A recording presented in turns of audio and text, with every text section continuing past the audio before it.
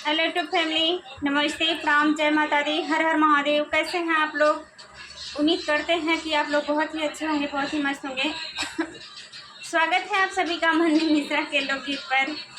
मैं आप सबके बीच एक बहुत ही सुंदर, बहुत ही प्यारा नेट का गीत लेकर के आई हूँ। तो प्लीज़ आप लोग से रिक्वेस्ट है कि आप लोग मेरे गीत को फुल वॉच कीजिएगा और अपना प्यार दुलार आशीर्वाद छोटी सिस्टर को भी दीजिएगा। तो चलिए मैं देर न करते हुए आप सभी को सुनाती हूँ। आप सभी लोग से जय माता दी, हर हर महादेव। मान लेता हमरो कहनवा, दहेज जिन मांगा सजनवा। मान लेता हमरो कहनवा हो, मान लेता हमरो कहनवा, दहेज जिन मांगा सजनवा। मान लेता हमरो कहनवा, दहेज जिन मांगा सजनवा। मान लेता हमरो कहनवा, दहेज जिन मांगा सजनवा। बिटिया के पापा गरीब बनी घूमे, बिटिया के पापा गरीब बनी घूमे। एही महंगाई के कारणवा, मान लेता हमरो कहनवा। एही महंगाई के कारणवा, मान लेता हमरो कहनवा। दहेज जिन मांगा सजनवा, मान लेता हमरो कहनवा, दहेज जिन मांगा सजनवा। हे समधी छोड़ा शादी के फिक्रिया, हे समधी छोड़ा शादी के फिक्रिया। खूब के पढ़ावा ललनवा, मान लेता हमरो कहनवा।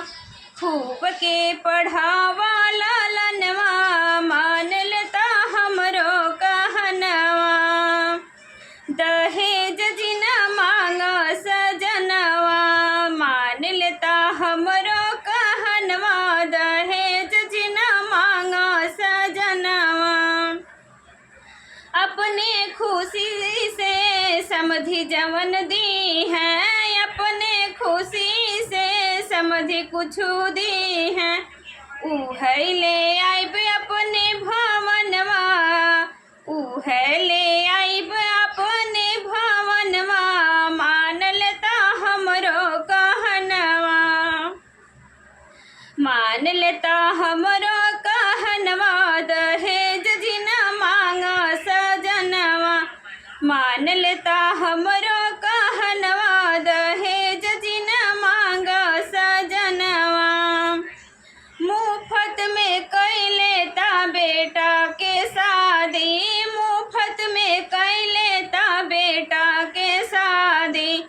हंसी मुस्काई गवन लौता, मान लेता हमरो कहनवा।